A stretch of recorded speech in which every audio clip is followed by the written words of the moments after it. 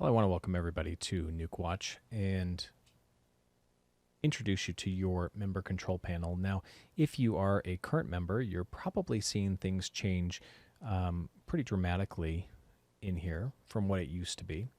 But this is the basic member control panel. And all of this information needs to be correct. This is your profile. And inside here, this phone number is what we're going to be really watching, and you need to pay very close attention to, because if it's incorrect, you need to notify us immediately so that way we can get you set up on the text alert system.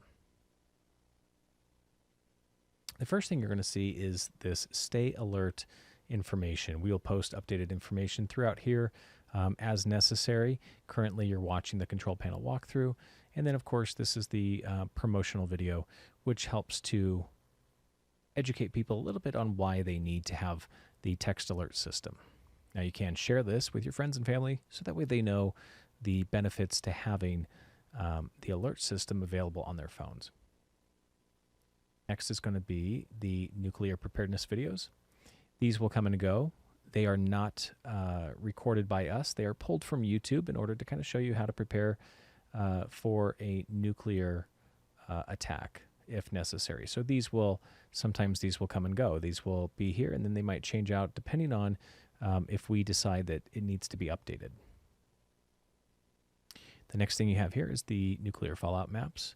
Now, these maps are not designed by us. They are not our information. They're designed by other people who have the hypothetical information if there was a possible attack, and how the fallout would actually be portrayed here. Same goes with this map here. There is a fallout structure, but also an actual detonation site structure as well. And this one here is like a detonation site as to what you could probably expect to be hit in the event of a nuclear attack.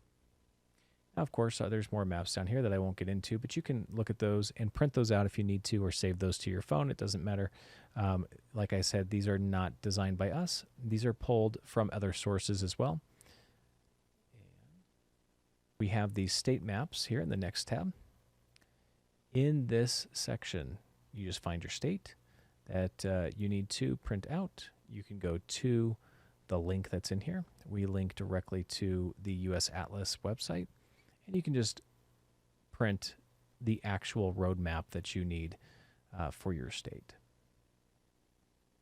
It makes it very handy for you to prepare with your family to know exactly what route you're going to take as soon as you receive specific text alerts notifying you that you need to go to safety. Now, speaking of additional alerts, these are additional alerts for your friends and family. You can use them for your friends. You can also use them for your family members, but they're mostly used for family. Let's say it's a spouse or children that also have phones. These are for alerts only. They do not include the control panel itself. So you will have the actual control panel. These are strictly for the alerts. So what you're going to see in here is we're just going to fill out the name, the email of the user. So do not use your email that's used for your control panel. Use a separate email account, phone number. And then when you go ahead and select, you will input your card information here and submit, and it will automatically send that text alert login to the user. Have them reply with a yes, and they will be subscribed. Up here, the contact tab, you're going to see the contact support tab. If you ever have any kind of questions, you can type in your username, your email, and everything else, and then send us the message, and we'll get back to you promptly on that. We are Monday through Friday, 9 a.m. to 5 p.m. Mountain Standard Time. That is the office staff. That is not the command center staff. The command center staff works 24 hours a day, but they do not answer emails or make phone calls. They are only working on monitoring every possible event so that they can be on high alert. Thing's going to be the account. If you have updated information that you want to add to your account, this is where you would do it. If you want to change you are not allowed to change your username, but you can change your first name, last name, phone number, your email address where you want to receive updated information, and of course your password as well too. Down here to the next section. This is called a nuke map. here's what's really interesting about the Nuke map is that you can actually enter in a preset. If you want a city, you can do that. You can do a preset here of the weapon that you would want to use, and let's currently find this is a very interesting one, but I will go ahead and currently use in Russia right here. This one. Now we have it set over Philadelphia. You can detonate it, and then you can see the blast radius itself. So you would know that if you were in Philadelphia and you received a text message alert to immediately evacuate, in order to be out of this blast radius, you would need to at least make it to one of these cities and towns that are past this border here. And it's going to let you know what the center is, that fireball radius right here, highlights it. This moderate blast damage here, the second one, explains a little bit to you about that. And then the thermal radiation radius as well here. That's where you can expect third-degree burns. And then finally the light blast damage, which is going to be everything else that's in that outer ring. So this is a very good comparison. This is something that you would want to take a look at and just to have in preparedness for yourself. Obviously, if the SAR bomba was ever used, we could detonate that, and you would see that you would really have to get out of a specific location very quickly, or you'd at least have to get into a very deep shelter in time. But you would really want to stay away from the heavy blast damage area and, of course, the moderate blast damage area. So if you could get out of that range and then get into some shelter, you should be fine.